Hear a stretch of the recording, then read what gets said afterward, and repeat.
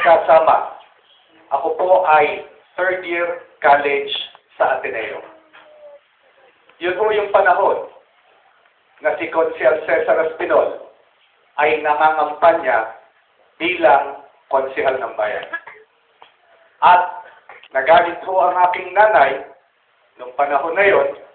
Ako'y nasa Ateneo, third year college, dahil nung pong kampanyang yon ay nagpapabiting po ako sa aming bahay, sa loob ng aming tahanan, at ang aking pong kinakampanya ay si Konsehal Cesar Espinol at si Konsehal Tulio Muñoz. Sa mga konsehal noong panahon na yon, ngayon ko lang aaminin po sa inyo yan. Noong panahon na yon, ang aking po talaga kinampanya ay si Tulio Muñoz, si Cesar Espinol. Ako ho noong panahon na yon ay kabataang barangay chairman ng Barangay Martires del 96. At noong panahon na yon, ang pangangampanya ho ng konsehal, walang district. Walang district 1, walang district 2. Kaya kahit kami nandun sa Martires, ay bumuboto ho sa kabuuan ng bayan, isang distrito lamang. Kinakausap ako ng nanay ko, pinapagalitan ako, bakit ka ba nakikialam, bakit ka nakikihalo sa halalan, sa eleksyon? Pero alam niyo ho, si Konsehal Cesar Espinol, ang mga naging una kong inspirasyon. Kaya po ako pumasok sa larangan ng paglilingkod sa bayan. Noong humahalal si Konsehal Cesar Espinol bilang konsehal ng buong bayan, kasama ang mga konsehal na nandito, ako ho ay pinalad na makaupo sa Sangguniang Bayan bilang presidente. Yung panahon na yon, ako naman ho ang naging presidente ng lahat ng kabataan. Umuupo po ako sa konseho, pero wala akong sweldo at hindi ho ako pwedeng bumoto. Pwede ho akong sumali sa diskusyon. Kasama ko ang mga konsyal na ito. Nung panahon na yon, ako ho ay halos mag-20 anyos po lamang, 20 taong gulang, pero kasama ko ho sila sa konseho at ang katabi ko ho sa silya. Pag ako'y uma-attend ng konseho, ay si Konsehal Cesar Espinol. Alam niyo ho, nagulat ako. Dahil kanina, nagsalita si Kagawad Jimmy Miranda. At merong sinabi sa kanya, si Konsehal Cesar Espinol nung kayo'y nasa barangay. Pero nagulat ako. Dahil yun din po ang sinabi niya sa akin nung ako ay umuupo sa konseho. Sading pusa lang po ako noon. 20 years old. At siya ang aking katabi. Ang sabi niya po sa akin, Joey, kinakailangan, kahit may problema, kinakailangan, palaging nakangiti, palaging nakatawa. At ang hindi ko makakalimutan, yung sinabi niya na kinakailangan, sa ginagawa mo, ikaw ay naliligayahan. Ikaw ay nag-e-enjoy. Pag ang iyong trabaho, ang iyong ginagawa, hindi ka na naliligayahan. Hindi ka na nag-e-enjoy. Siguro, marapat lamang na mag-isip-isip ka na. Kaya ako ho, ang aking ala-ala palagi kay Konsehal Cesar Espinol ay ala-ala ng kaligayahan. Sa totoo lang po, tuwing makikita ko siya, siya ho ay masaya. Siya ho ay palaging nakatawa. Siya'y nagkukwento na magagandang bagay. Isang beses ko lang ho yan nakitang napakalungkot.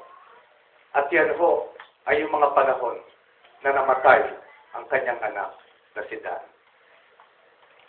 Pero ang pinakamahirap po sa lahat, lalong-lalo na sa mga naglilingkod sa bayan. Si Konsehal Cesar nagsimula barangay kagawad, naging municipal councilor. Ang pinakamahirap po, yung pakiramdam ng isang lingkod bayan na hindi ka pinapasalamatan ng iyong mga kababayan. Ngayong hapon na ito, sa ngalan ng lahat ng mamamayan ng buong bayan ng Pateros, sa ngalan ng lahat ng mga napaglingkuran, lahat ng napagsilbihan ni Konsehal Cesar Espinol, Ate Lisa at Konsehal Cesar, Pinapaabot ko sa iyo ang taus-pusong pasasalamat. Pinapaabot ko sa iyo ang taus-pusong pagmamahal ng buong bayan ng Pateros sa lahat ng serbisyo, sa lahat ng paglilingkod, sa lahat ng pagmamahal na binigay mo, Konsehal Cesar, sa ating mga kababayan. Ngayong pong hapon na ito, pagkatapos ng luksang parangal, ay magkakaroon ng misa si Father Lito. Pagkatapos ng misa ni Father Lito, sama-sama po tayo at ihahatid ho natin si Konsehal Cesar Espinol sa kanyang huling hantungan. Pero alam po ninyo, ang ililibing lang po natin, ang ibabaon lang po natin, yun hong kanyang katawang tao. Yun lamang po, yung kanyang katawang tao. Dahil ang kanyang hong alaala, ang kanyang hong paglilingkod, ang kanyang ginawa sa bayan ng Pateros, kailanman, hinding-hindi makakalimutan. Ang mga pamilya Espinol, nagbigay ng isang konsehal, Jose Peping Espinol, nagbigay ng isang konsehal, Cesar Espinol, nagbigay ng isang konsehal at Vice Mayor, at ngayon ay Chief of Staff ng Senador ng Republika ng Pilipinas, Doc Willie Espinol Buenaventura. Ang pamilya Espinol ay nagbigay ng magandang alaala, nagbigay ng dasal ng paglilingkod sa ating bayan. Bago ko ako magtapos, katulad naman nung sinabi ko sa inyo, ang palagi kong maaalala sa kanya ay kaligayahan. Meron ho ako isang kwento. Ito ho ay nangyari noong pong taong 1995. Noong taong 1995, ako ho ay tumatakbo bilang Vice Mayor ng Bayan ng Pateros. At ako ho noon ang pinakabatang kandidato na Vice Mayor sa Bayan ng Pateros. Sabi sa amin ni Konsehal Cesar Espinol, Joey, ako magpapakilala sa iyo sa meeting di avance. Kagandahan kong pakilala sa iyo dahil alam niyo naman, basta nagsalita ito sa tablado, napakagaling mo niya. Pag tumayo yan, talaga mo yung posture, yung modulation ng boses, napakagaling mo magsalita. Sabi ko, sige, okay. Ikaw ang magpakilala sa akin. O di okay, sabi niya. Eto na, di nakaupo ko ako.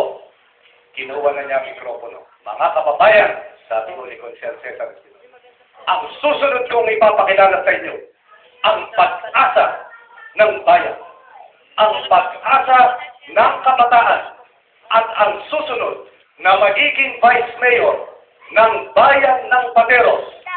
Ang ipapakilala ko ay si, pagturo niya po sa akin, nakalimutan niya ang aking pangalan.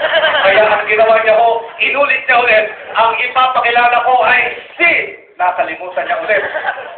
Di ako ho ay medyo nagpapanik na dahil hindi ko malaman kung ako'y tatayo dahil ako ay papakilala. Ang susunod na Vice Mayor ay si, nakalimutan ulit. Alam niyo ginawa ni Konsehal Cesar? Biglang gumanyan. Mga kababayan, nahihilo po ako. Nagkipatay-kipatayan mo yan. Eh di nagkagulo ko kami. Nagkagulo kami sa entablado. Dahil akala nga ho namin, talagang hinimatay.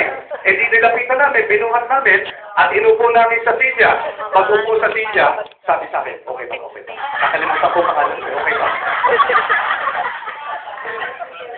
Yun ho pala ay isang pamamaraan na nagkaroon ho ng problema, nagkaroon ho ng pressure. Pero nakita nyo naman, hindi ho nasira ang palatuntunan. At nalagpasan ho niya yung pong problemang hinaharap niya noong oras na yun. Yan ho ang personalidad ni Konsehal Cesar. Kahit ho ano ang mangyari, kahit ho ano ang maging problema, andyan ho siya at makakapagbigay solusyon sa kahit anong problema. Kaya ngayong hapon, Konsehal Cesar, paalam sa iyo, salamat ng marami at ang buong bayan. Nagpapasalamat, nagbibigay ng pagmamahal sa serbisyo at binigay mo sa bayan ng Pateros. Sa inyo po lahat, maraming salamat po.